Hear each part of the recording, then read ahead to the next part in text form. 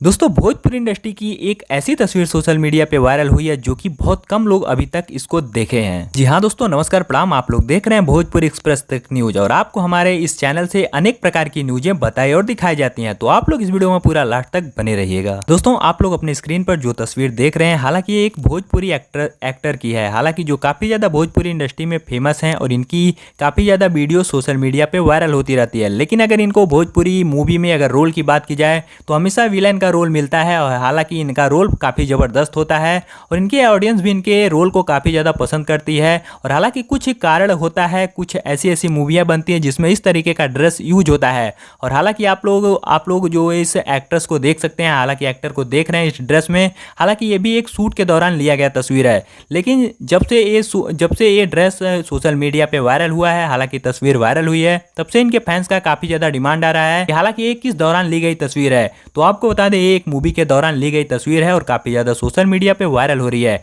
तो आप लोग क्या कहना चाहेंगे इनके ड्रेस के बारे में, नीचे कमेंट बॉक्स में जरूर बताइएगा। और ऐसी तमाम खबर सुनने के लिए चैनल पे पहली बार आए तो लाइक शेयर सब्सक्राइब करना बिल्कुल भी मत भूलिएगा।